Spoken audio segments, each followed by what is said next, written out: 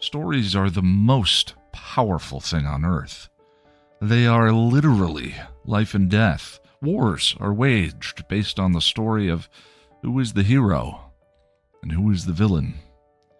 You are the result of a story your parents told each other, the one-night stand, the soulmate, and friends who became so much more. Life and death. So wouldn't you like to understand them better, these stories? How Story Works, an elegant guide to the craft of storytelling by Lonnie Diane Rich, demystifies stories and helps you understand why you love what you love, why you hate what you hate, and why prologues are almost always a bad idea.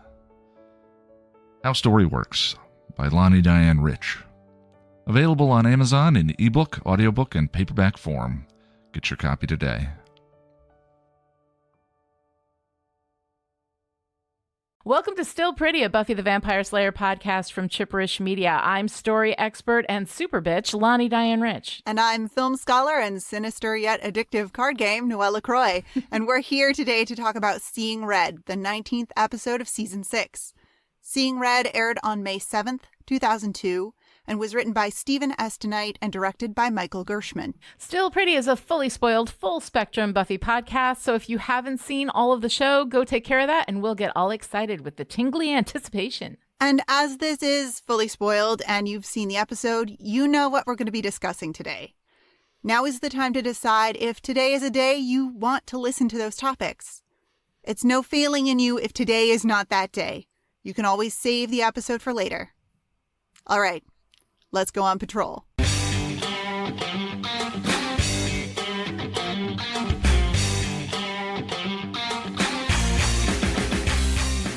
In Seeing Red, Willow and Tara wake up in bed blissful after a night of sexy canoodling.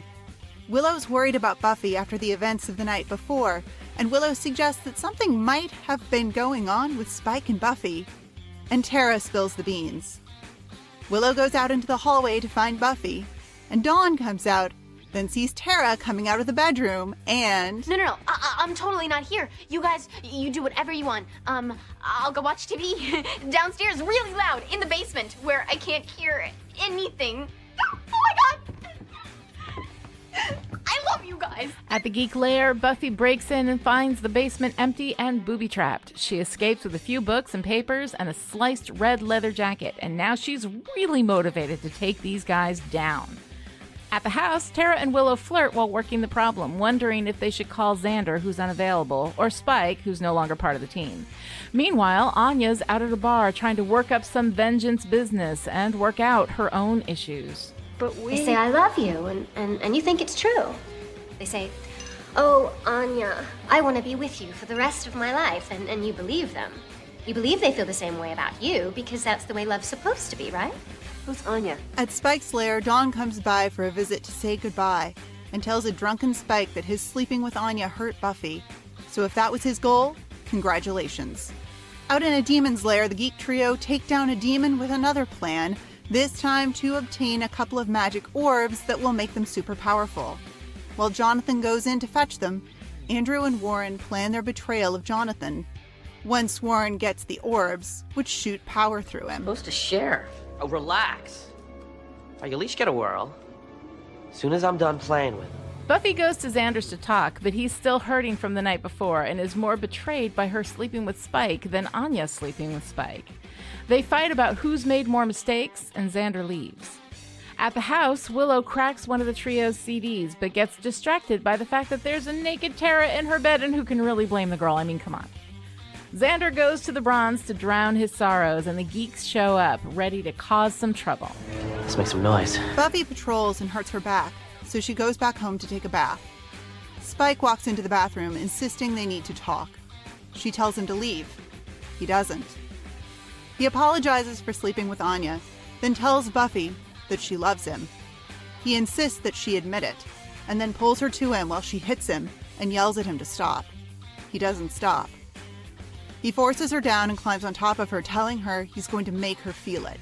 Finally, she throws him across the room, bouncing him off the wall. Buffy, my God, I didn't... Because I stopped you. At the Bronze, Jonathan tries to complain about Warren to Andrew, but Andrew shuts him down. Warren hits on a woman who's with a guy who bullied him in school, and when the guy starts a fight with him, Warren beats him up. Xander comes out of the bathroom and confronts Warren, who punches him across the bar. But before Warren can finish him off, Jonathan says they have to go in order to finish the night's plans. Xander returns to the house to find Buffy on the floor of the bathroom, recovering from the attack. Willow comes in with new information about the geeks, and everyone goes downstairs to figure out where the geeks are going to hit. Xander warns that Warren's gone almighty, and Buffy's glad. Then I won't have to hold back. In his lair, Spike wrestles with what he's done when Clem shows up with a bucket of chicken. Spike struggles with his identity and blames the chip. He can't be a monster, and he can't be a man. Clem says that he should perk up. Things change.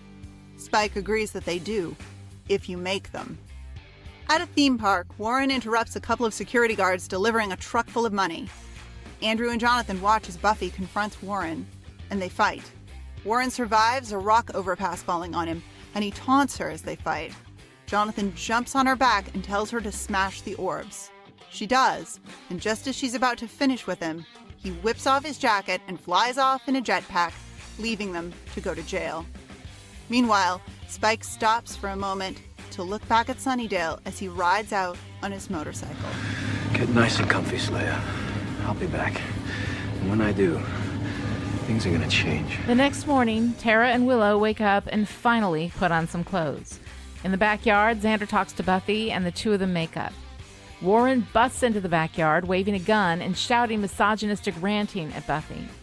He shoots randomly, hitting Buffy, and through the upstairs window, Tara, who notices the spray of red blood on Willow just before she drops to the ground, dead. All right, before we get into our overall response to Seeing Red, we want to welcome a special guest who is with us today, Anya from Hallowed Ground Media. Anya is an academic scientist and podcaster who has been a huge Buffy fan since her roommate made her watch all 7 seasons, plus Angel, during her senior year of college, substantially impacting her GPA, but that's fine. It was worth it. She podcasts about the stories she loves on Hallowed Ground Storycast, His Dark Materials books and TV show and Measures of Truth, and the TV show American Gods on Shadows and Shamblers. All right, Anya, welcome. Thank you so much for coming and hanging out with us today. Yeah, thanks so much for having me. And I do want to just put in a short plug for the episode of Hallowed Ground Storycast where we actually had Lonnie on as a guest. To talk about the 80s TV show Moonlighting, which is the show that first inspired her to become a writer. So if you want to hear Lonnie talk about all of that, you should definitely check it out. Yes, definitely do. For those of you who remember Moonlighting, but it was a lot of fun talking about that with you and Alan.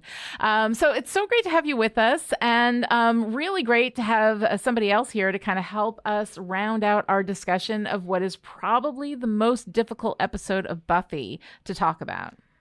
Yeah, this is probably the episode that I've spent the most time thinking about and arguing with people about. And I don't think I've found anyone who feels the same way about this episode that I do. So I'm really excited for the chance to dig into it with you, even if it is definitely not my favorite episode by any stretch of the imagination. Yeah, it's kind of a difficult episode. Okay, Noelle, Yes. So let's go ahead and get into our overall responses to Seeing Red. Yeah. What do you think about this episode? Okay, I mean, we've said it a bunch already. It's a difficult episode. Yeah. But it's an interesting episode that does some interesting things. But my response to it isn't particularly strong, which feels out of sync to me with how intense several moments in this episode are. So it's difficult for me in that way of like, I feel like I should feel more strongly about it than I do. Does that make sense? Yeah. No, yeah. I mean, and there is a very, very strong like fan response to this episode. This episode is incredibly divisive in the fandom. It's incredibly difficult for a lot of reasons. I think that there's one particular reason that we usually point to with Seeing Red. Well, actually two. You know, there's two particular things. Like there's big things that happen. There's the rape scene with Spike and Buffy, and then there's of course Tara's death, which are huge moments in Seeing Red. But it's almost shock. It's almost that feeling of shock, like after something huge has happened and you don't know how to deal with it. And so we kind of process it through for the rest of the season. Anya, what did you think about seeing Red? Yeah, everything that you guys have said so far makes sense. I think that the really intense parts of this episode come at the end, and their impact isn't really felt as much in this episode as it is in future episodes, or maybe not all of the impact, but a lot of the impact happens in future episodes. And so I think the fact that this is a fully spoiled podcast is going to make this conversation much better and more full than it would be otherwise. And so I think it makes sense, Noelle, why you don't have as strong of feelings as you think you maybe would, because I think the impact of this episode is even really felt through future episodes, if that makes sense. Oh, totally. Yeah, absolutely. Yeah, definitely. I mean, the thing is, I don't hate this episode. I don't enjoy watching it. I think interesting things happen. It spawns a lot of important discussion. I understand the people who hate it. And I also understand the people who don't hate it. I think it's going to be really interesting as we go through and kind of unpack all of the elements, that are here to be talked about. Yeah, I understand both sides for how people feel about it too. As a survivor of sexual assault and rape, I have a lot of big feelings about this episode. Yeah. Overall, I would say I appreciate what I think it's attempting to do in the long-term arc of season 6 and the series as a whole. But yeah, so I'm probably going to hang back a little bit while you guys start out talking about the other parts of the episode, and then I'll kind of jump in once we get there. All right. Well, Sounds absolutely. Good. Jump in whenever you've got anything to say, because we've got a whole bunch of stuff. And I want to start out a little gently. Noelle has some wonderful connections that they've seen between Seeing Red and Psycho. So, Noelle, can you go ahead and pull that together? Yeah, I don't know that this is gentle per se. I mean, it's a little bit outside of the episode itself, though, which I think maybe feels a little bit removed. But we're gonna feels a little bit, yeah. We're gonna get right into it, though, just in terms of the rape scene is a component of this, because there's a moment in that bathroom scene that sparked a cinematic memory for me. When Buffy grabs onto the shower curtain and ends up pulling it down as she hits the edge of the tub, the combined sound and camera angle really reminded me of the shower scene in Alfred Hitchcock's Psycho. I brought up Hitchcock several times on this podcast because so many of the themes and tropes of American suspense cinema and television, well, they did not originate with him, were introduced to moviegoing audiences through his films.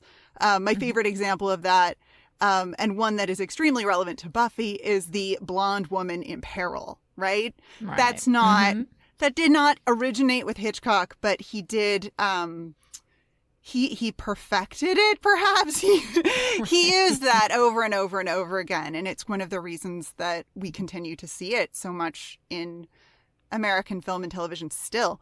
You don't need to have seen Psycho to know the shower scene, I'm sure. About 45 minutes into a 109-minute film, Marion Crane, the protagonist, is stabbed to death in the shower of her motel room.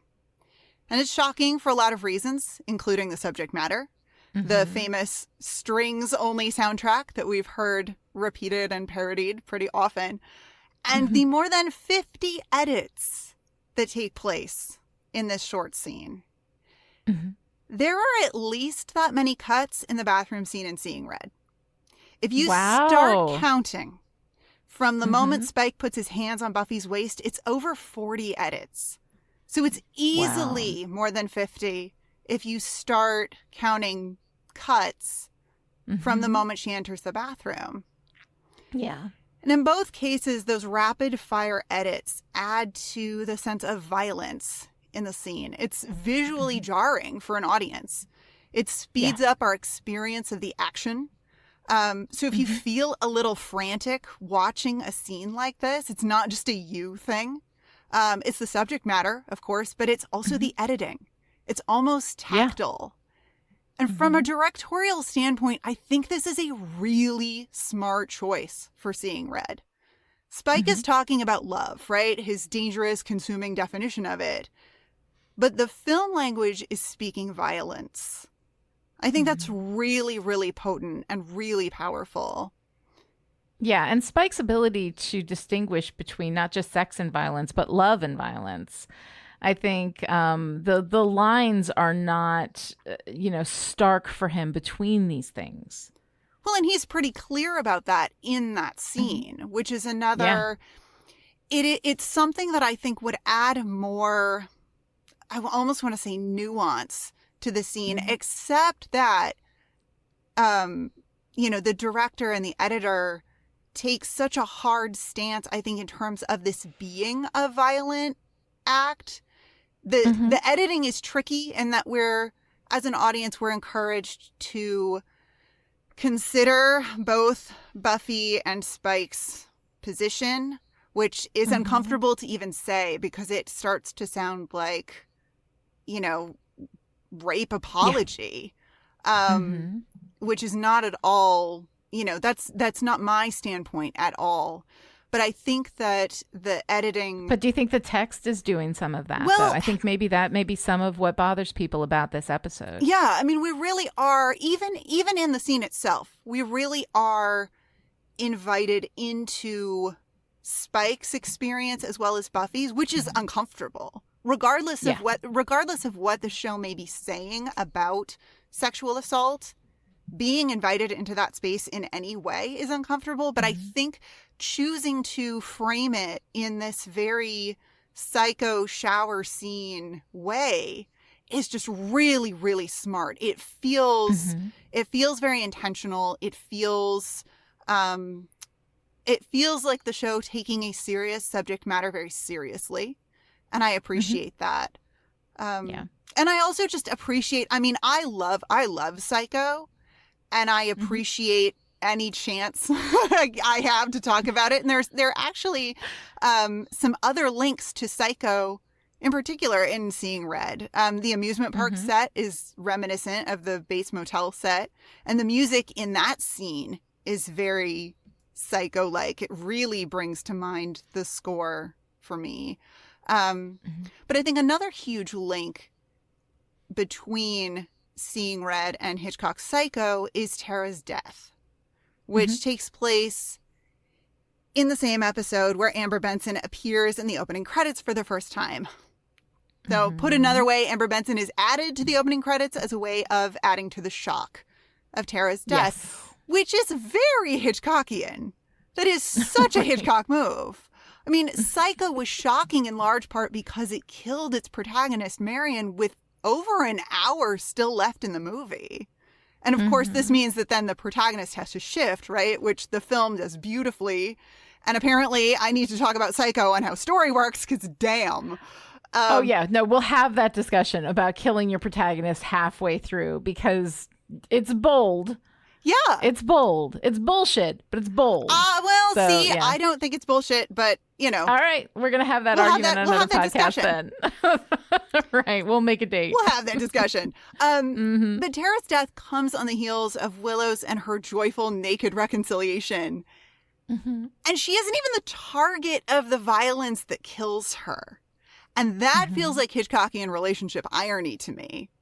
I mean, we see this in Psycho when Sam, Marion's beau, writes her a letter agreeing to marry her after the audience has watched the car with her dead body in the trunk sink into a swamp. Oh, man. It's like that level of fucking with your audience. But there's more here than a clever twist on the audience's expectation regarding the relative safety of characters based on their position within the story. In both Psycho and Seeing Red, the blonde woman who is killed is also a lover. Both Marion and Tara spend the majority of their on-screen time in some state of undress, and both are shown in bed with their respective partners. These are women with sexual agency and expressed desire, and they get killed about it. Right. Well, which is a horror trope. I mean, that women who have sex get killed. I mean, that tends to be more in your slasher, films like Psycho. And Buffy is not as much slasher horror as it is monster horror. But I mean, still. Yeah. No, I don't, I mean, and I don't think the Buffy writers would see it that way. I don't believe the show is deliberately punishing Tara for her uncomplicated sexual desire and queerness. But as a lesbian, I feel that narrative trajectory extra harshly. It stings that that's how Tara exits. And I feel like we should say the name of that trope out loud, right? It's kill your gays. Yeah, the bury your gays trope, the dead lesbian trope. I mean, there's a whole bunch of variations on this that come out of, homosexuals as deviants, and then they are punished for their homosexuality by being killed. But there is, even as we slowly move away from that in film and television, we still treat queer characters as disposable in ways that straight characters are not. And we have so many fewer, non-straight characters, definitely, than and one of the conversations that I've had a number of times in my classes with my students is that when you don't have a lot of stories, featuring particular, types of people, and then the ones that you do have the same thing happening all the time, that matters. It matters a great deal. Some people be like, oh, straight people get killed too. Yes, but straight people also get to do everything else. Straight people are also the wide spectrum, of the stories that get told. We don't have as many queer characters in a lot of these stories. And so and especially at this time, because I think that Willow and Tara were the first lesbian network couple. Is that true? Or the first on-screen kiss? They were the first mainstream depiction of a queer femme relationship. And then what happens? You know? Yeah. On the particularly, there's something particularly harsh about it happening, about Tara dying in the same episode where they are so joyfully, gleefully in bed together for most of the episode. It really feels like a connect the dots kind of moment for me, of like, this kind of queer femme happiness leads to death and destruction, and ultimately like some real serious fuck off destruction with Willow. So and it's a trope because it happens over and over and over again. This isn't the only instance where we see that happening, and that becomes really, really difficult. So I'm sorry. Well, I'm sorry that they did that, and that sucks. Yes. Yeah. I mean, and it's maybe getting better with our queer representation. Maybe. Slowly, as the more people, the more diversity we have above the line, the better the stories we get. Yeah. That's just how it goes. Well, and I think too, television is one of the slowest mediums in terms of reacting to culture, just because it's so expensive, and it takes so long to, greenlight things, for things to be in development. It's a big investment to make a season of a TV show, compared to movies where, you can make a whole movie in a couple months, from just a production standpoint, or from writing, even like books as a medium. So I think, I don't know, as someone who has recently been kind of exploring my sexual and gender identities through media in a way that I haven't before, I found that there's just so much better stuff out there in books, because I think they're cheaper to make and they rely on fewer people to produce. Yeah. And so TV is like a lagging indicator of where we are as a culture, for sure. Yeah. Definitely. Well, television, and because of the heavy, heavy lift that is a season of television, it has more gatekeepers. Most of those gatekeepers tend to be wealthy, straight, cishet white men, right? So their perspective on things, what they will greenlight, what they won't, what they expect. There are a lot of, like, one of the things that comes to mind is Aaron Sorkin talks about, and this is in the 90s, Making of a Few Good Men, in which a producer said to him, if he doesn't sleep with Demi Moore's character, then why is she a woman? Right? Like, yeah. Yeah. So that kind of thing is the kind of question that gets asked in rooms like that quite a bit, even now, you know? So yeah, no, it's definitely upsetting. And as long as we're already upset and angry, let's go ahead and talk about the rape scene. This moment in Spike's character development is a difficult point for a lot of people. So we're going to sit here, we're going to hang out for a little bit, we're going to turn over, we're going to talk about it. As we do, I ask that anyone listening understand that we are speaking solely for ourselves and our perspectives. If you see something different, you see something different, and that's okay. This scene tends to inspire very passionate and often angry responses in people. But first, I'd like to lay down a few points upon which I think at least the three of us are in agreement, and definitely let me know if you would disagree with anything. For me, one of the big things is the fact that Spike stopped eventually does not make it okay or lessen the violation. She stopped him. She threw him across the room, and that was what gave him the moment to wake up. Continuing something like this after being told no is the offense. How long it lasts, that if it eventually ends before the perpetrator comes to orgasm, is not relevant, because rape is an abuse of power. It is not about sex. Also, our cultural idea that sex has only actually happened once there's been penetration or orgasm is heteronormative and reductive. That's another discussion entirely. So those are the arguments that I will not hear about this. So right, that yeah. I actually do want to not necessarily push back on one point. Back, yeah. Okay. So there is this idea that rape is about power and not sex. And I think that is a really important idea because in many cases that is true. Yeah.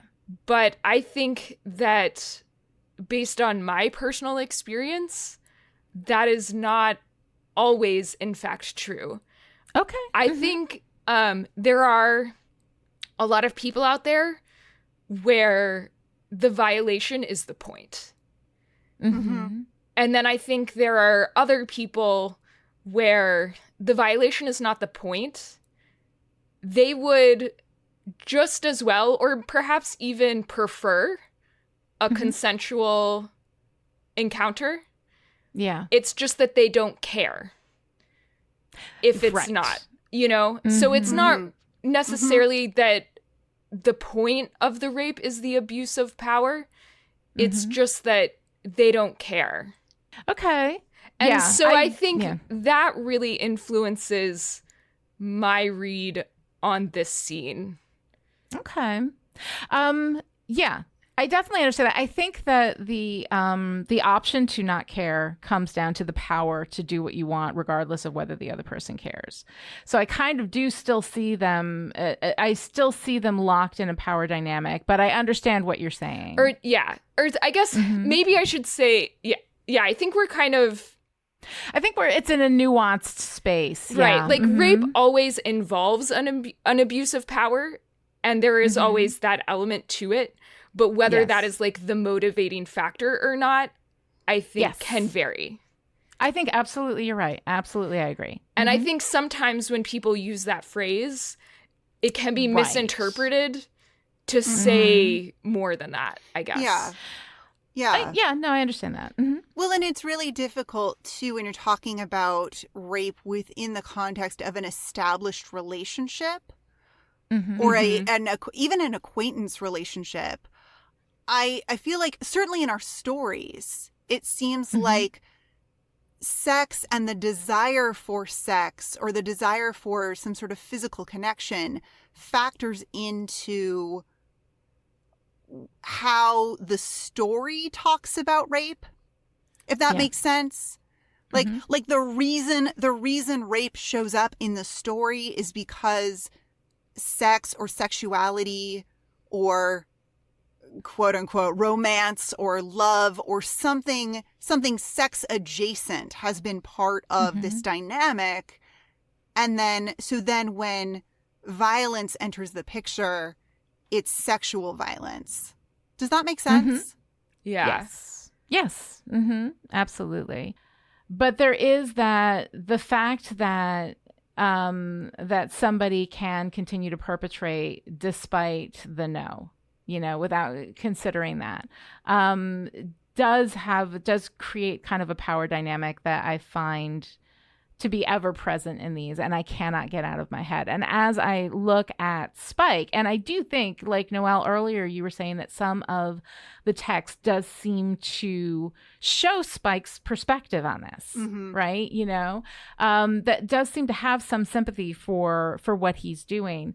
And I think that textually we do have a little bit of that. We definitely see his struggle with it afterward.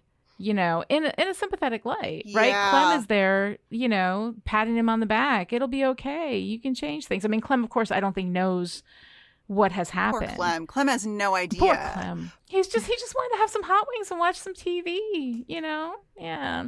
Yeah, but it's tricky. It is tricky. And in this episode in particular, we see more of Spike's aftermath than we do of Buffy. Yeah. We see Spike before and we see Spike after. And we really don't spend that much time with Buffy, which I find kind of troubling. More than kind the of trauma troubling. erasure from this incident for Buffy is one of the things that I have the biggest problem with. Is that we do not follow the arc of her recovery from this experience very well at all. And we definitely focus on Spike's identity crisis, which, by the way, is one of the things I love. I'll talk about that later. His identity crisis, his redemption arc, all of that stuff. I find really, really interesting and crunchy from a narrative perspective. But the fact that it feels like we almost further victimize Buffy by not living through that trauma with her, from her perspective. What happens is Xander comes and finds her, and then Willow says, hey, we've got some work to do. And Buffy goes into work mode. She doesn't tell them what happened. That's such an interesting moment, too, because Xander comes in and notices. Xander knows that something has happened. And Buffy says, I forget how Xander phrases it, but basically asks if Spike hurt her. And Buffy says he tried to. Yeah. And there's a little bit of an understanding between them. We actually get some really nice Buffy and Xander in this episode, and this is beat 2 of Buffy and Xander. So he comes in, he sees that something has happened, he acknowledges that she's been hurt. Then Willow and Tara come in, and Buffy hides the bruise and snaps into work mode. So it's not that Willow doesn't notice or doesn't see what's going on. I mean, there's a subtle theme in this episode of Willow not seeing what's going on, but Buffy tells Xander, not quite tells him, but tells Xander, but then hides from Willow. And I think that that's a really interesting moment as well. Definitely. So Anya, what are your thoughts on all of that? Yeah, I think you guys have brought up some really important points, and I think you're spot on with the fact that both in this episode and in the episodes that follow and into season 7, the impact of this rape or attempted rape, as I think it's usually called in the fandom, that's a semantic conversation that I think we should have, but maybe after I finish this thought. Sure.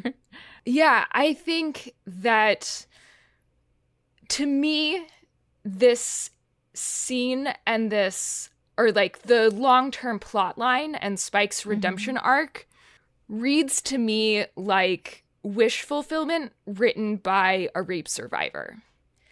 Okay. And so I'll make this argument more in depth as we go. But I think that perhaps part of the reason why we see so much more from Spike's perspective than we do from Buffy's is because it is that fantasy wish fulfillment perspective of what I wish my perpetrator had done and had reacted to what they had done. And I think the reason why it shies away from Buffy is because it's too close and it's too personal.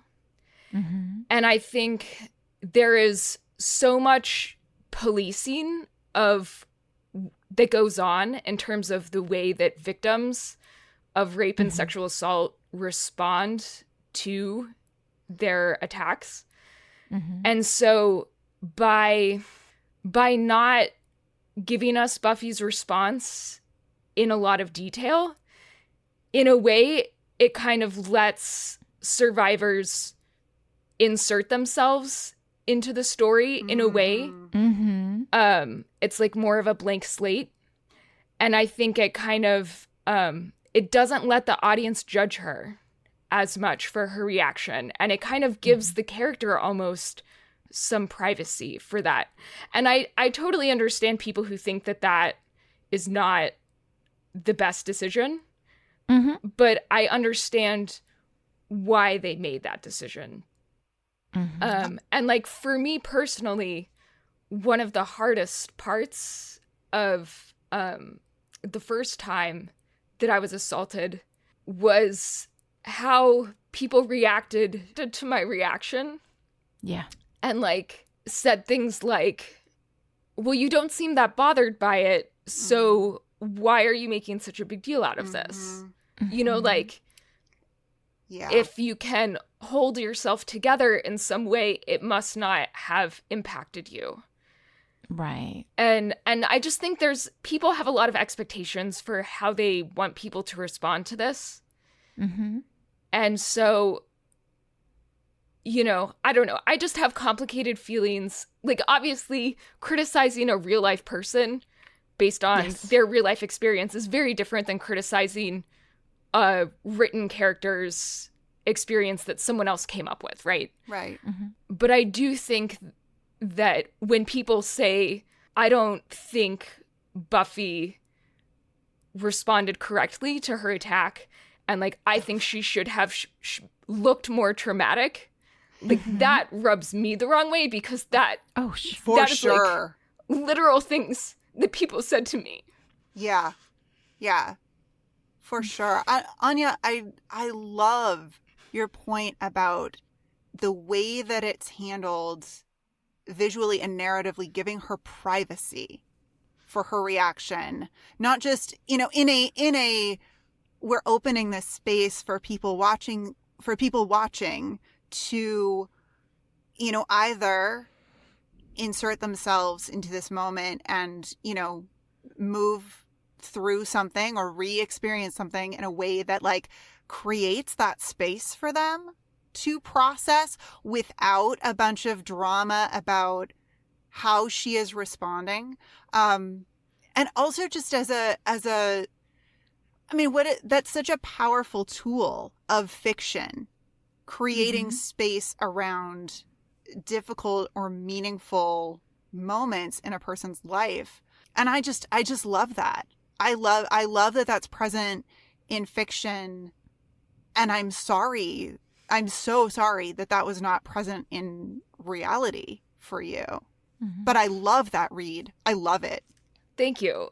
Yeah. And I guess to go a little bit more in depth in what I mean by the wish fulfillment side of things, to me, you know, Lonnie always says that, right, the meaning of a story comes from how it ends. And so I think to really talk about what the scene means, we have to talk not just about what's in this episode, but in where it goes, right? And so this sets off Spike's long redemption arc and makes him like really rethink his whole identity, everything about himself. And he, you know, I mean, I think we can argue whether it's sufficient or not, but he really tries to atone in a big way, you know, whether he's successful or not, he at least is trying. Yeah. And in my experience, that's not something that rapists do. Yeah. Yeah. And, you know, I have confronted some of the people who have committed violence against me in that way. And, you know, have never been satisfied with the response, we'll just say. Yeah. Never even a glimmer that they understand the magnitude of what they did. Right. Mm-hmm. And so to me, it reads as if that there's an element of wish fulfillment here, that it's like, okay, this is a type of violence that so many women experience and so many people, you know, of all genders experience. And so to have a depiction where the perpetrator, you know, in order to commit that act, there has to be some level of like confusion or not being necessarily aware of what's going on. Well, again, and this is kind of where it goes into, are you committing that act of sexual violence because you need the sexual violence or because you just don't care? Right. Or like somehow don't comprehend it. And so, you know, and especially when the perpetrator is someone that you know and someone that you have a relationship with and someone that you trust, like not a stranger. Yes. I think it's really hard to reconcile that someone that you trusted and that you cared about did that to you. Yes. And so in this, I guess in the same way, right, that like Buffy and Angel in season 2 is a metaphor for what happens when you have a boyfriend and like things are going great, and then as soon as you have sex, it's like a switch flips and it's a completely different person. And so it's like, well, how do you reconcile that, right? And so the show does that by turning it into a metaphor and saying that, okay, well, what happened is he lost his soul. He's literally a different person. When, you know, the reality of that situation is that probably your perception was wrong, right? And you just didn't really know what that person truly was to begin with. I think you can do some interesting things if you try and put the Buffy Spike relationship in that same metaphorical space. It doesn't quite work as well because the rape itself, right, is not a metaphor. It's literal. Right. But I think there's some sort of metaphorical packaging around it that's functioning in a similar way, where it's like, in order to reconcile the fact that somebody who you had that relationship with and trusted on some level could do that to you, it has to be confusion and that they don't really know that hard line, that no meant no. And that then there has to be some sort of moment after the fact where they really come to grips with the horror of what they did. And that, again, I mean, so it is a little bit in metaphorical space, right? Because Spike also doesn't have a soul. Right. So there is some sort of, you know, fundamental flaw for why he was able to do that, and then that then gets fixed. And so I don't know, like I haven't quite written the essay to like completely nail this down, but I think you can kind of see the broad strokes of what I'm trying to say, and how for me watching Spike's arc on screen and like the horror that he goes through in the aftermath of realizing what he does, like that look on his face when it hits him what he's doing to her in that scene, that is what I wish I had seen on my attackers' faces. And I did not see. And I think that is that there's an element of wish fulfillment and kind of like literalizing some kind of metaphor there. That and it does give a sense of catharsis, right? And like that's why we go to fiction. Absolutely. I mean, that is a role of fiction, is a big part of one of the things I talk about is earning the stories that you tell. You know, that if you tell a story about rape, that you need to earn it by processing through all of that trauma. And a lot of stories will use this kind of thing as sort of for its shock value. And not follow through. And we do kind of need that follow through. And the change in perspective, right? Anya, as you were talking, and I'm reflecting on I mentioned how this scene in the bathroom, this rape scene, is sandwiched between Spike in his crypt, thinking about love and why he did what he did. And Dawn comes in and is like, well, if you loved her and wanted to hurt her, congratulations. And then we see him back in his crypt afterwards, where he's struggling with his identity, but also what he did. Like, instead of Buffy getting flashbacks to what happened, we see Spike having flashbacks to what happened. Yeah. He is having a change of perspective and seeing what he did in a different light. And that is so powerful and so unusual, not just in life, in life, certainly, as you've both said, but also in fiction. We don't see perpetrators considering what happened and why they did what they did, or seeing it from another perspective. And that's huge. Yeah, and I think, some of the most common criticisms in the fandom about this episode and about, this story arc is that it's not realistic.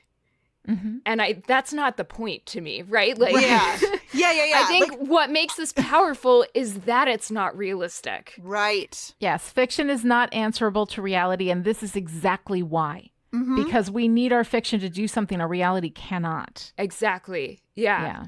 And I think, one of the other most common criticisms is just that, like, this is a line that you can't cross.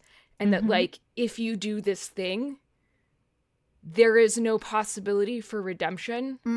Yeah. And that, like, from this perspective, the story writers had two options, right? They could, if they wanted to redeem Spike, they could not have him rape Buffy. Yeah. Or they could have him rape Buffy and not try to redeem him. That those two things are somehow completely in contradiction with each other. Right.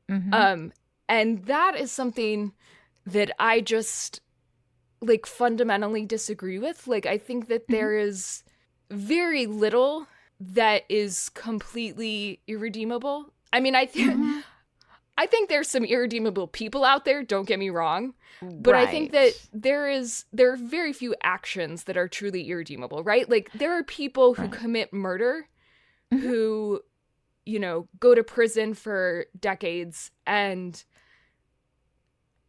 like, there's so much talk that's going on right now about the criminal justice system and how fucked up it is along a lot of dimensions.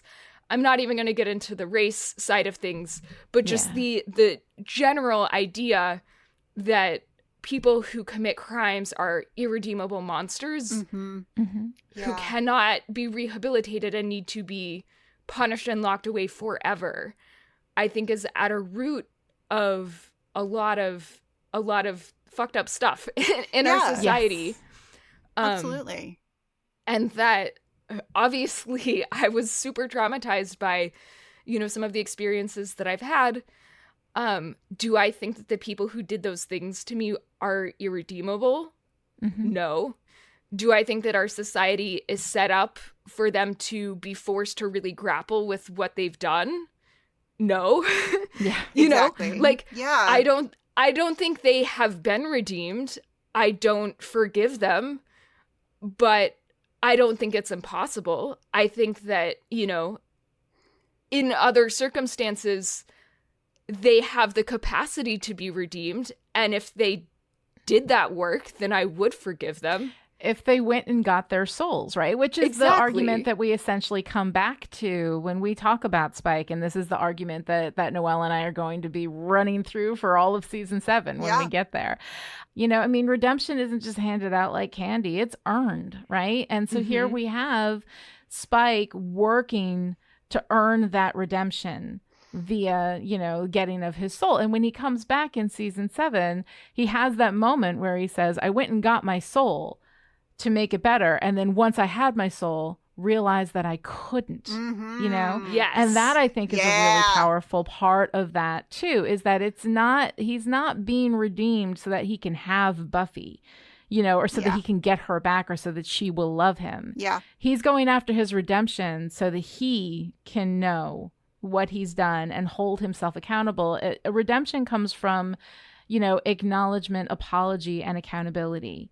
And you have to run through those.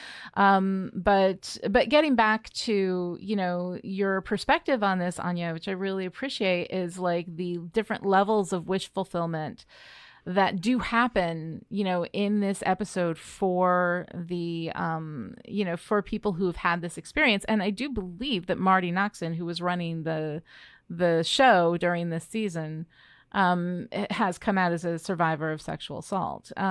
So I'm not surprised. Also, like, lots of people have that experience and don't ever come out and don't ever talk about it, but sometimes write things. And I think it's a really interesting perspective and read on this particular scene. Yeah. And as we move forward with, the rest of season 6 and then through season 7, I really want to consider Anya's point about Spike versus Angel in the metaphorical sense. How much of this is metaphor? How can we view this through the lens of metaphor? Especially with this perspective of, a redemption arc for a perpetrator who has seen what he's done. Mm-hmm. Yeah. Yeah. I think it's really interesting. It's definitely a lot to think about and to consider. A lot of the arguments about this get into, can you forgive Spike? Honestly, a lot of the Spike, argument stemming from this episode comes down to this, is Spike or Angel better? In the fandom, that's a lot where this comes in. And I find that to be so pointless, like a pointless argument of whether Spike is better than Angel. That is not the point at all. But I like that Spike knows what he's done. I like that Spike goes out and gets his soul as a result of that. Some of the ways in which we set that up at the end of season 6, I don't particularly care for, because I feel like we're being deliberately misled. But anyway, I'll forgive it because I like where the eventual arc goes. I am with you 100% on that. I know I'm not going to be a guest on that episode, so I just want to say, yes, total bullshit. Yes. The misleading nonsense is definitely something that I don't particularly care for. All right, are we feeling good to move on? Is there anything else that we missed in this part of the discussion that we want to hit on? I just want to make 2 kind of small points that we touched on a little bit earlier, but maybe didn't quite nail down with the clarity that I wanted. And I just want to say that rape is complicated, but I've been kind of putting it into 2 general bins, right? Of rape motivated by that power imbalance, Yes. which is maybe this is actually deeper than I had thought, because we haven't even touched on BDSM and kink, Yeah. Mm-hmm. and rape fantasies and consensual non-consent is a thing that Yes. people practice, and that talking about how to do that safely and responsibly is kind of beyond the scope of this podcast, I think. But there are people who get turned on by violating consent, and some people can manage that in a healthy way that builds consent into it, and some people do not, and they inflict violence and pain on others. And so then we have sort of rape that's motivated from that side, and then rape that I think is motivated just from I want sex and I don't care if you don't want it. Right. And so while we're categorizing these things by intent, and I think intent does matter, right? Because I think there's a lot more room for redemption in kind of that second box than in the first box, where you're yes. Yeah. You're absolutely harming people, but the harm is not the point. Intent is obviously not magic. It is not the main thing that matters. What matters is the harm that you perpetrate. And I think based on this conversation, it's clear that that's how all of us feel. Yeah. But I just wanted to say that super clearly, that Thank Yes. you. just the fact that you did not intend to hurt somebody does not change the fact that you did. And both of my attackers, I feel like, fall into that second bin where what they were looking for was a consensual experience, but they did not care that that was not going to happen. So they were not, aware enough for whatever reason to understand that that wasn't happening. And so that, it makes things complicated. Well, And especially because this story does focus so much more on Spike's experience of it than Buffy's. yeah. So So that is kind of one of the things that I wanted to just state really clearly, or really fuzzily. No, that was great. It's intent. Intent is important, but it's not as important as impact. Yes, exactly. So like how that applies to rape is complicated, but the principle itself, I think, is crystal clear. And then the second thing is, I just wanted to give you guys the space to talk about why you have been calling this scene the rape scene. Because in the fandom, I think it is called the attempted rape scene by most people.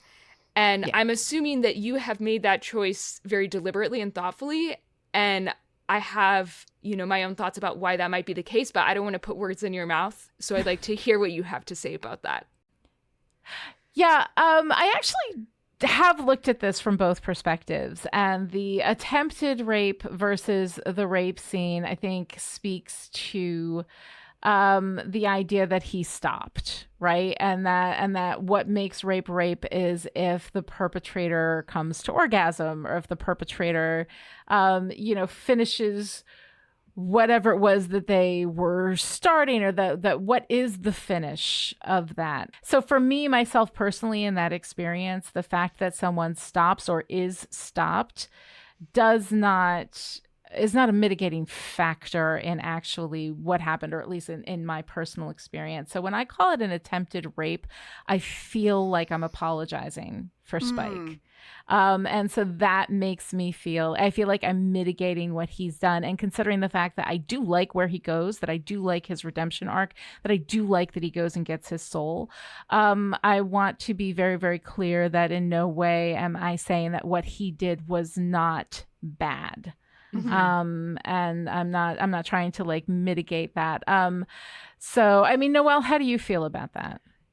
It's interesting. I call it the rape scene because of what I discussed at the opening of the show, the way it's shot, the way we experience it as viewers, the way it's positioned within the visual storytelling.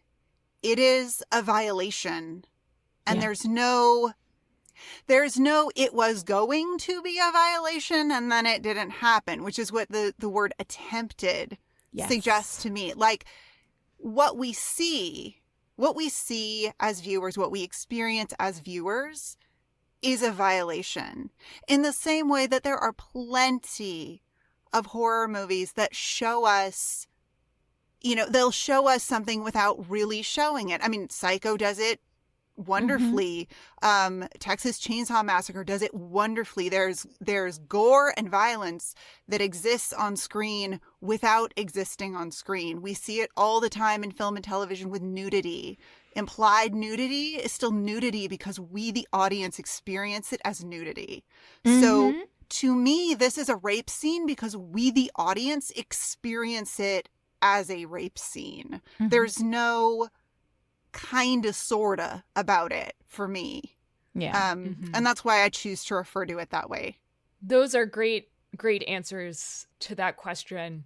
And I guess it makes me think about, or it kind of puts into perspective some thoughts that I've had about my experiences, right? Like, again, if we're putting things into bins, right, of like, what's capital R rape, what's sexual assault, right? That is a necessity based on essentially a legal system, Yeah, right? those are legal terms, is my understanding, right? Right. And so, what Spike does to Buffy in this episode is not legally rape, right? Right. But it super is metaphorical rape and emotional, it is that violation. Yes. And I think that there is kind of, because of the way the legal system is set up with like specific categories of behavior that are very explicitly defined, right? And ranked explicitly in terms of how bad they are based on what the punishments for each category are, right? It creates this hierarchy of badness for sexual violence that doesn't translate very well to the real world and how we experience those types of sexual violence. So like in my first attack, legally it was sexual assault. It was not rape.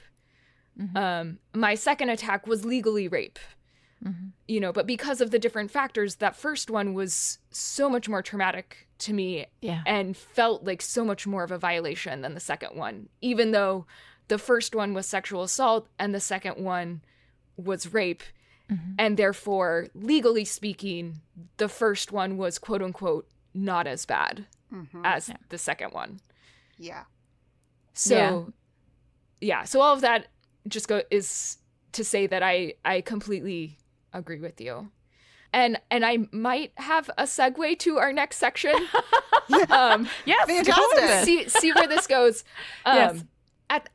So the next section is intoxication. Right. And at the intersection of sexual assault and intoxication, I just want to say something because this really helped me when I was first processing some of my experiences, that the way that our society deals with intoxication and sexual assault and how those two things work together. It's such a contradiction that somehow if the victim is intoxicated, it makes it their fault for getting drunk or high or whatever.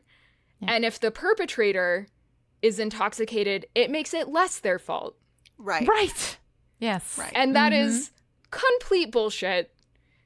And that is, if there is like, one message about rape and sexual assault that I wish that we could unlearn as a culture that I think is not on people's radar, that would be it. Yeah. No. Yeah. Definitely. Absolutely. Yeah. And so Absolutely. with that, alcohol. Yeah, let's move into our discussion. Now we're going to try to gently move out of that incredibly intense discussion. So thank you, Anya, very much for sharing so deeply of your personal experience. So in order to illuminate this for us and with us, and I really appreciate you doing that. And this is not a goodbye. It's just a notice of appreciation right now before we move on into things that are going to be inevitably more lighthearted. Perhaps not. Well, until we get to the other truly horrifying area of this episode. But in the meantime, we could talk a little bit about intoxication. Yeah. Well, this is one of those things in this episode that I didn't quite know what to do with. There's a lot of drinking and implied drinking in this episode. We see Anya at a bar in what is clearly the morning, alternately projecting on and talking at a woman whose gross fat phobia makes her totally unsympathetic to me, but that's another thing. And then when Dawn swings by Spike's crypt on her way to Janice's, Spike is pouring booze into a glass of blood? I guess. Or is that just a giant glass of whiskey? Either way, peak Spike. Very on brand, yes. And also suggests that perhaps he is intoxicated when he goes to talk to Buffy, which, if we needed to further complicate that scene, maybe we just did.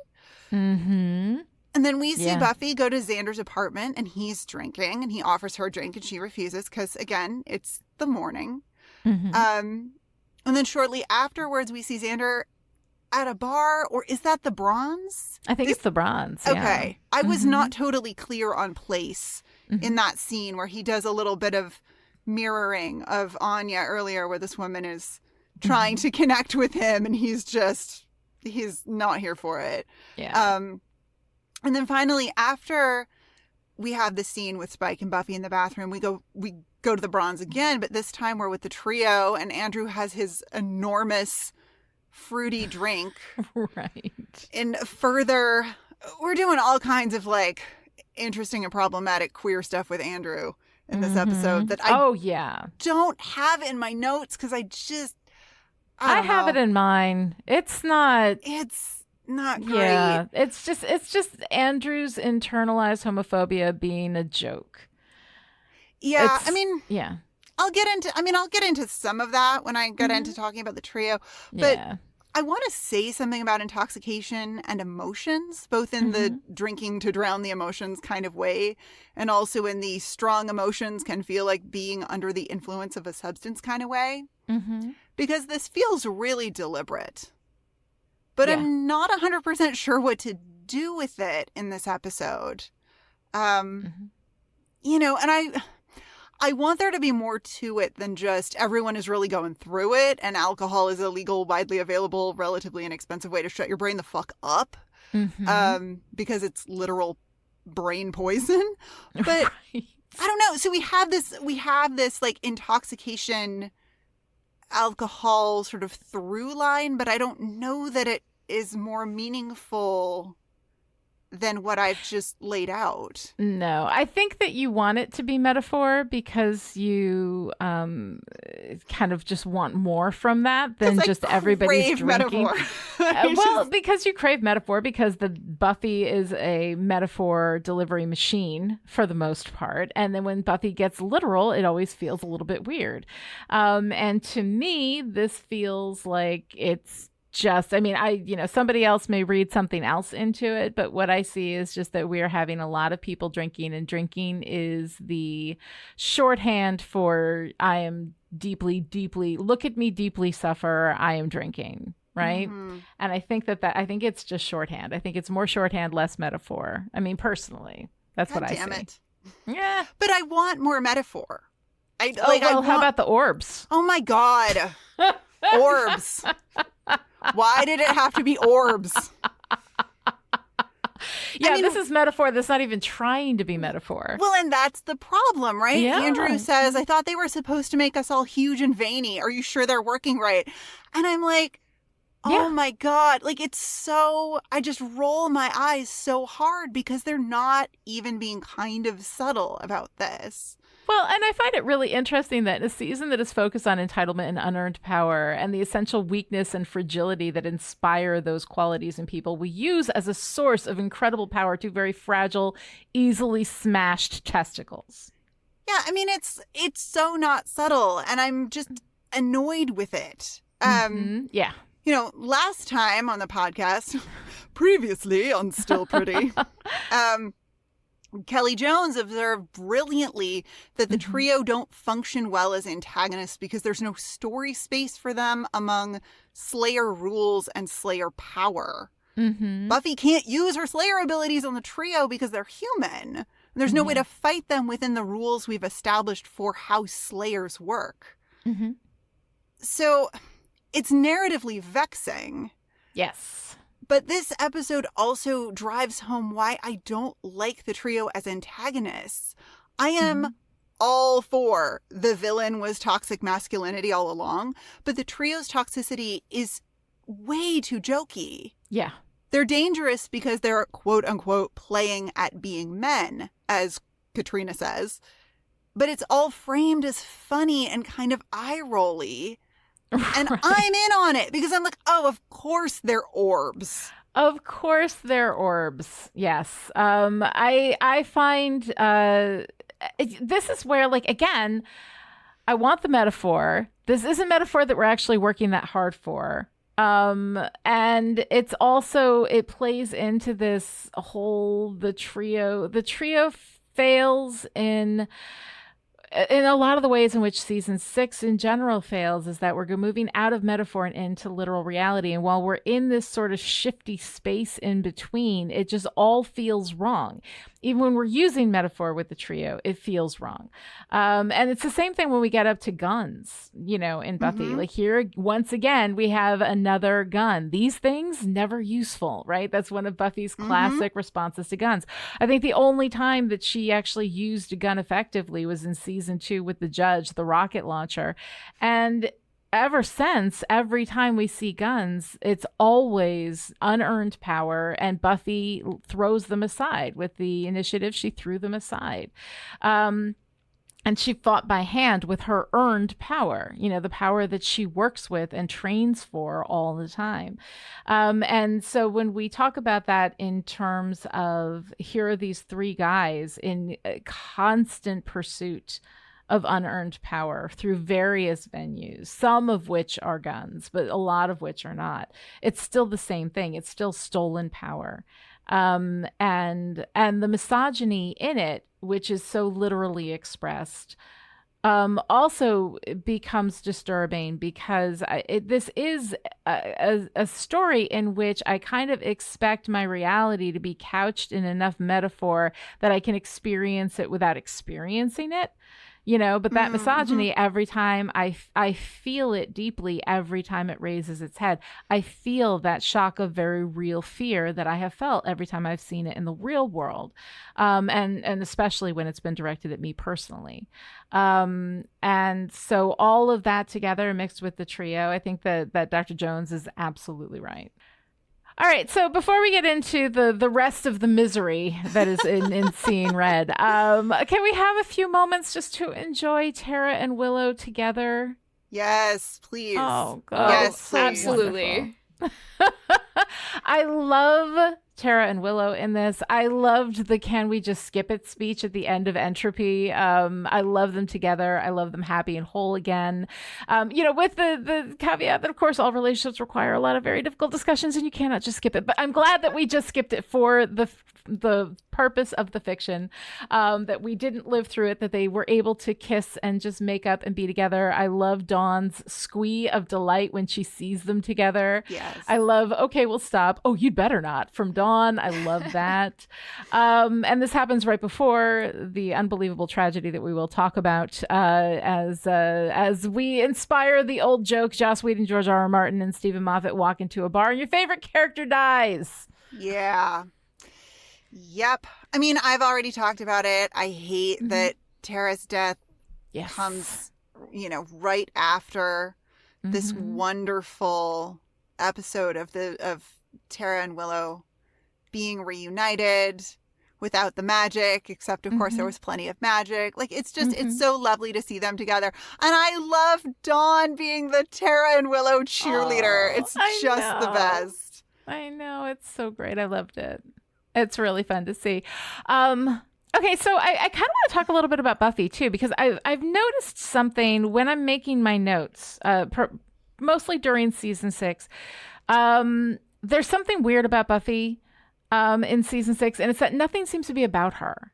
She is not really active in her stories. I mean, she has sex with Spike, but Spike, aside from when they're fucking the house down, that she unzips his fly, which I think is pretty clearly what's happening, but based on the look on surprise on his face, right, during that scene. She's not active. He seeks her out for all of their sex. That's everything we see. He's coming to her house. He's coming to Double Meat Palace. We have a moment in Dead Things where she goes up to his crypt and puts her hand on the door. She does seek him out in Gone. But in general, like, Buffy has been kind of a passive character. And as I'm making notes in the eponymous Buffy the Vampire Slayer, show, right, I find I end up talking about Anya and Xander and Willow and Spike, and Dawn, more than I talk about Buffy and Buffy's movement through her own story. And I always find that interesting when I'm writing all of my notes for an episode and I realize at the end that, like, oh, I haven't said anything about Buffy. Yeah. That's a really good observation. And I think that you can make the argument that it has something to do with the experience of depression, right? Because, like, a lot of season 6 is about depression. I think people who love season 6, that's one of the reasons why a lot of them have had experience with mental illness like this. And it really resonates with them. And I think passivity is a big part of how a lot of people experience depression, right? It's like being unable to get out of bed, being unable to muster the energy and the initiative to do things. It's not, depression isn't just about being sad. It's about almost like an incapacitation in a way. And so I don't think it's necessarily an oversight by the writers. I think it's kind of like a fundamental part of that experience of depression, is that feeling like all of these things are happening to you and that you don't have agency in it. So it's a feature, not a bug. I think the argument can be made. I'm willing to hear counter arguments. But yeah, for me at least, that's kind of my take on it. Yeah, and it's hard, I think, in a visual medium to show Buffy's experience of the thing that she says to Xander in this episode, right? About how hard it is just to be here. Yeah. Which really speaks to depression. It is hard just to exist in the world. Well, there's not a lot to show with that. I mean, I think it can be done. I think it's been done in film and television, but in a show that is as active as Buffy the Vampire Slayer, I mean, I think somewhere it's listed, it might be listed on Hulu as an action comedy, which, okay. Yeah. I never really thought of it like that, but yeah. But, you know, it's an action-y show, and Buffy is not particularly active in season 6 in the way that she has been in previous seasons. She's a passive protagonist. And I think while I think that as an expression of, you know, talking about depression, I think absolutely that is, you know, the experience of depression, that inability to do anything and inability to work up the motivation to want to do anything, you know, is, you know, an accurate representation. I think that it does become difficult when your protagonist becomes passive, because then you're losing that kind of like narrative engine that you need to run the show. And so I think a lot of this season is being run on the motivation of others, and that may be part of what makes season 6 feel a little off sometimes. Yeah, I think that makes a lot of sense. Just because Buffy's passivity resonates as an expression of depression doesn't mean that it makes the narrative work necessarily. Right. It causes a problem with the narrative and kind of makes it flop around a little bit.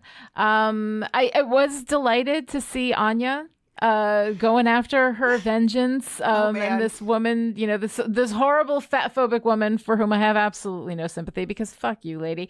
But when she's like, yeah, I wish, and Anya's just talking right over her, I thought that was a really fun. Again, Anya's just delightful. I love her. She gets all the best stuff to do. Like almost always, she gets all the best stuff. I feel like I can't really say anything here without seeming narcissistic, so... Well, both Anyas are absolutely delightful. Yeah. Both the one that is here with us today and the one about which we are speaking. Okay, so let's move on to somebody who does not have a name match in the group. Xander. Xander, I feel so torn on Xander, because have I not been saying, okay, from this point forward, it's good Xander. From this point forward, it's good Xander. I struggle so much with how much I love Xander, because so often, and maybe even more often than not, he's such a fucking mug. You know, I hate the way he talks to Buffy when she comes to his apartment. I know that he's hurting, but I hate it. She doesn't have to tell him anything about who she's sleeping with, and none of it is any of his fucking business. And if she does tell him, he doesn't have to like it. He's not sleeping with Spike. He just needs to shut up and be there for Buffy. You know, so all of it I find really, really irritating. And then here's Xander at the end coming to Buffy in her yard, apologize. Does he actually apologize, or am I just giving him credit for apologizing? I'm trying to remember. Like the tone is apology. Apologetic. Like the tone there is apology and reconciliation, because they do both acknowledge that the ways in which they contribute to the situation. Yeah, the ways in which that they were out of alignment in their friendship. Yeah. Which I really like. I actually really like the two of them in this episode. Mm-hmm. That scene where she comes to his apartment is really hard to watch. Also, I think it I don't know. It's a typical white dude making everything about himself. Yeah. When like if you really feel that way, like there's a way to, I think, express worry about an unhealthy relationship that centers the person in that relationship. Yes. And that's not what he is doing at all. Right. It's all about how it makes him feel.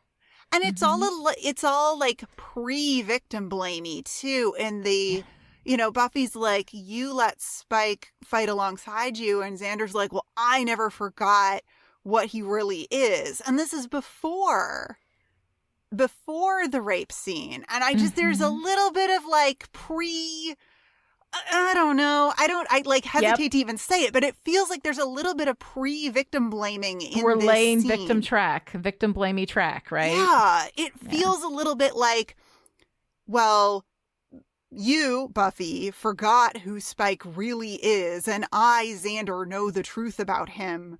And how dare you not tell me about... And I'm like, wait, okay, we've suddenly built a closer relationship for Buffy and Xander than I was aware of. Mm-hmm. She tells him, my personal life is my personal life. And he's like, it didn't used to be. And I'm like, but when has Xander... am I having some sort of like Buffy the Vampire Slayer amnesia? Was he the person that she went to about things and then that stopped? What am I missing? I mean, Riley was the one who pulled Xander into Riley and Buffy's relationship, not Buffy. It was Lonnie, Riley. What's your term for narrative gaslighting again? I think it's narrative gaslighting. I think it's narrative gaslighting. It used to be Scavonian. It used to be Scavonian dissonance. That's what but I was thinking of. But I changed it to narrative gaslighting because I think that's more. It doesn't require an extensive knowledge of Desperate Housewives in order to understand the reference. So, that's right. Okay. Yes. It was Scavonian dissonance because we had that where everybody was pretending like Tom Scavo was the ideal husband when he was a piece of human garbage. So yes, it's now I call it narrative gaslighting because I think that's got a little more clarity to it. That's right. Yeah, no, 100% Noelle, this is narrative gaslighting. Yes. Mm-hmm. Absolutely. All right. So we've talked a lot about Spike through this whole thing, but one thing that I wanted to touch on that I really liked about what we're going through with him is this moment in which he says, "What have I done?" and then follows it up with, "Why didn't I do it?" Mm-hmm. And the thing is that he could have, because his chip doesn't work with regard to Buffy. So it's not the chip stopping him. And of course, it was Buffy stopping him in this particular instance. But when he was knocked across the room, he didn't go back after her, right, and finish what he had started. And again, I'm not giving him huge credit for that, but I am interested in his question, which isn't just disgust at what he's done, but genuine curiosity about why he feels bad about it. Why did he stop?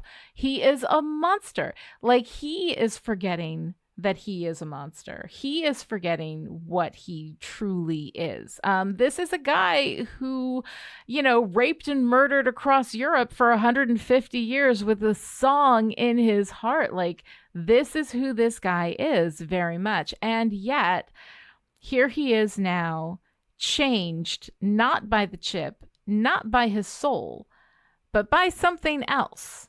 Why didn't I do it? And there's something in that question that I really love about this, because it doesn't leave us in this super sympathetic headspace of, oh, poor Spike, he feels just terrible about what he's done.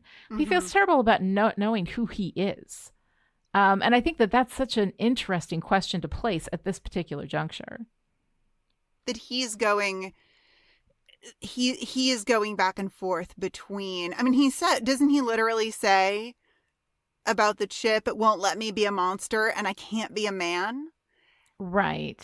So he's grappling with the reality of what has happened, what he's done to Buffy, but also suddenly feeling the weight of not being evil. Yeah. It's really interesting. It's Not really being as evil as he'd like to be, Well, yeah. as evil as he thinks he should be able to be. Right. It is a really interesting struggle in identity, and separate from the rape scene and that storyline and everything that's going on. I like that. I think that's interesting. I think that gives his character some nuance that I really appreciate. So I have a question for you, and I wouldn't necessarily obsess over this word that I think maybe you didn't put a whole lot of thought into, but because this is the episode that it is. Yes. So you said that Spike murdered and raped his way across Europe for centuries.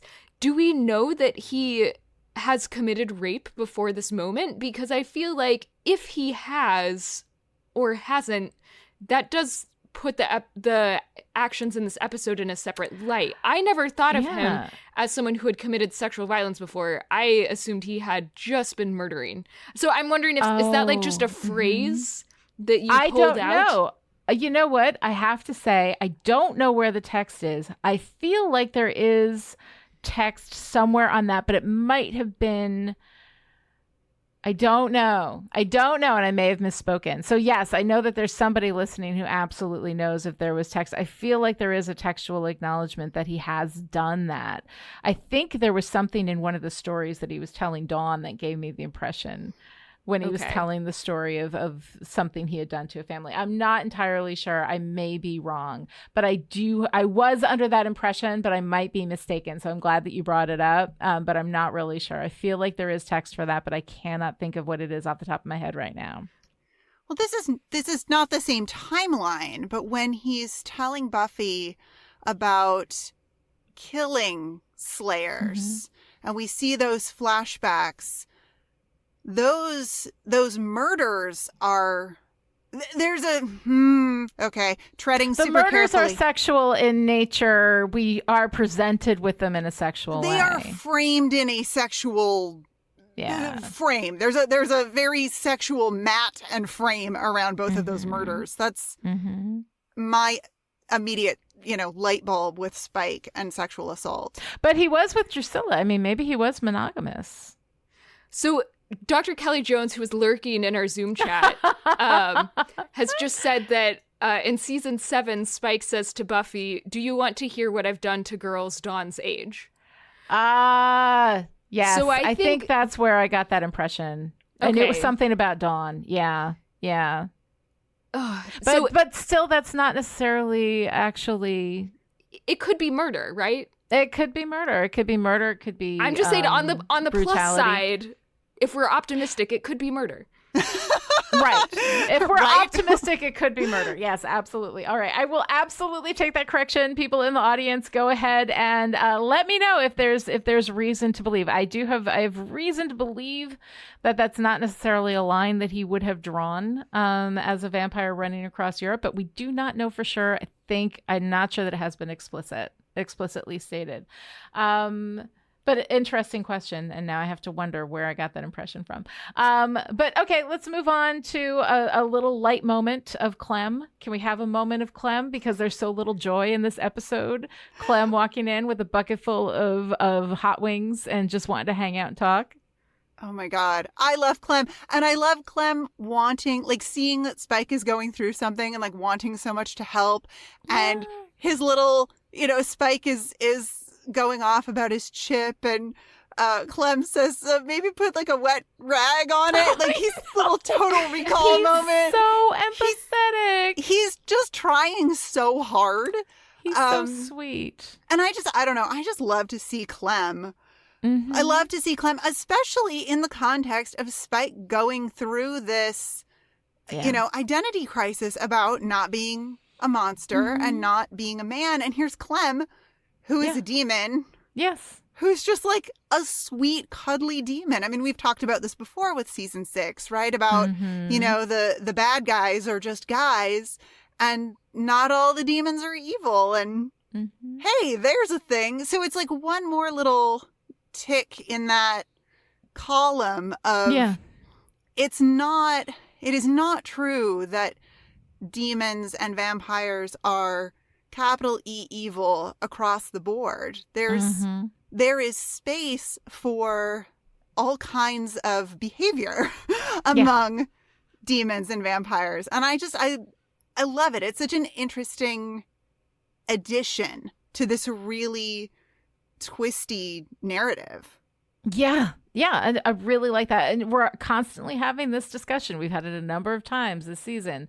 The soul is not the, arbiter of goodness within a being's existence, and so what is it that makes somebody good, and what is it that makes somebody not good? And that question I don't think is ever explicitly answered in Buffy. But the trio and exploring this very particularly human brand of evil, I think is an interesting kind of a contrast to that. But Clem is like the demon Tara. It's just every time he shows up, he makes me happy. It's just that, so for me, he is and only that way, in the way that he affects me, that I get happy whenever I see him. So he reminds me of Tara in that way. But okay, so we're going to close this out by talking a little bit about the trio. I don't know how much more we have to say about the trio. I can say that I am so tired of these guys. I'm tired of talking about them, but we do have a moment in this episode. Jonathan finds a way through his weakness to give Buffy the key to taking down Warren in that fight. So, there's that. It's the beginning of what could be a decent redemption story. I don't think we ever get like a really fulfilling redemption story about Jonathan in this show. And then we have more internalized homophobia from Andrew, which is very, very jokey. And isn't it really funny, how this guy is in love with Warren, I guess? Yeah. I was going to ask you about that. When when Andrew and Jonathan are, have been apprehended, and Andrew says, how could he do this to me? And he's talking in these, season 6, relationship season. He's talking in these romantic relationship breakup kind of terms until finally he says, it's like he never really loved hanging out with us. And he drops his voice in this, he's doing this higher sort of more, higher in his register. It's like he never really loved hanging out with us. And I just, it's a gay joke. And is it ever really textually acknowledged beyond that Andrew wants Warren? I don't know. I mean, this seems to be the only episode in which it seems that he is in love with specifically Warren. I think we get maybe a little bit of that in season 7 when the first dresses up as Warren and revisits Andrew. That there is that sense of loss or something like that. I don't know. But I'm tired. I don't know. Are you guys tired? I'm tired. Whenever we talk about the trio, I'm like, you know what? I'm bored talking about these guys. I don't care anymore. Well, I love Andrew in season 7. Yeah, I talked about it last time a little bit, and it's still present for me here too, although less so because we have Andrew chanting, kill her, as Warren is fighting Buffy. But I feel interesting feelings about Andrew. And maybe it's the queerness, maybe it's something in the performance, maybe I feel it too. Simultaneously, I lay it at Tom Lank's charisma. Yeah, that's what I was gonna say. Tom Lank is amazing, so just put it down to that, I guess. Yeah, but it's interesting to me just to be sitting in this space of feeling very critical of the trio as antagonists in the Buffyverse, while also being oh, I kind of like Andrew. I kind of like seeing Andrew. Love. Yeah. I have deep love for Andrew. I think at this point it comes down to Tom Lank's charisma. I do like the redemption story we get him through in season 7. I especially love Storyteller. I think Storyteller I have so much love at Storyteller that it does become retroactively applied. Oh, agreed. All the way back into season 6. So, and Tom Lank my adoration for Tom Lank is limitless. So I find that his charm And same thing with Danny Strong too. Like Jonathan is really gross in a lot of ways, but Danny Strong has this charm that I just, whenever I see Jonathan, I love him and I forgive him and all of that. So it's just, I don't know. I'm not really sure that it's textually justified. Okay, I may have something to say here. Yes. Let's see if you buy this. I think that the trio, when it was written, is very prescient, right? Like, I think it foreshadows a lot of Gamergate and all of that like this cute, nerdy male misogyny actually has like much deeper and more sinister undertones. And then those undertones can become overtones given the right circumstances. Yeah. Absolutely. And, you know, in 2021, I almost feel like, you know, these were like thoughts that I was having in 2015, 2016. Right. Now in 2021, you know, we're kind of revisiting Hannah Arendt's concept of the banality of evil in the context of everything that's happened in the past 4 years. You know, I think she was really onto something about how fascist movements and like oppressive movements, they take a lot of types, right? Like there's not everyone can be Hitler, not everyone is Warren. In order for great evil to be perpetrated, it takes the Jonathans, the Andrews, the people who make sure that the trains run on time, the people who just, you know, report that their neighbor has someone hiding in the basement, you know? It takes everything. And so, like, I understand why that grates on them, why having sympathy for Andrew and Jonathan when they contribute to this great evil is so gross. And like, it is gross. But to me, again, I think that's a feature, not a bug. Because that absolutely, because that's how these things actually work, you know. And like, I'm sure of all of the people that, you know, stormed the Capitol or, you know, went to Trump rallies, some of them do have redeeming qualities, and I'm sure some of them are nice and adorable and cute to other people in their life.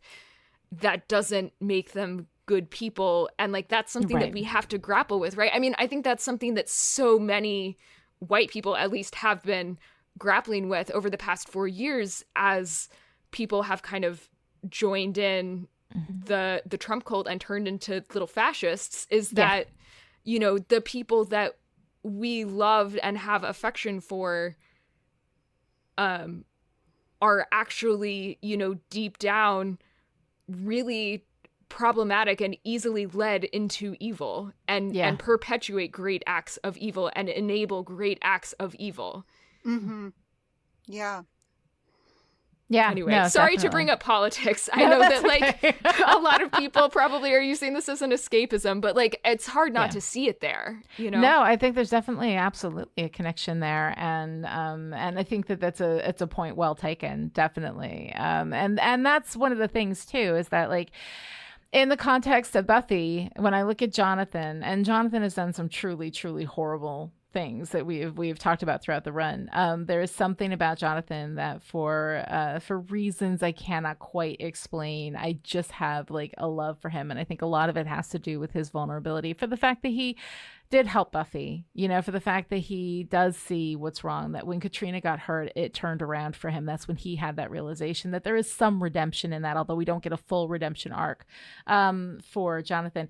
Andrew, we get a very slow redemption arc through season 7, and I do have definite affection for Andrew, and when I look at them and I think about, you know, that they are exactly the thing that greases the skids of fascism, and all of that make that kind of evil possible. The helpers, the evil little helpers, that having that affection for them is something that I do question in myself about, like, where is this coming from and why? And holding them accountable while having that affection.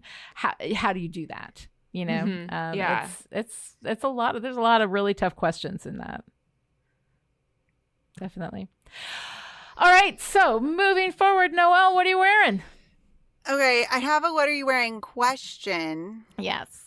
Is Tara's blue sweater in the final scene the one Willow was going to wear to meet Buffy at the hospital in the body? Oh. It fits the description.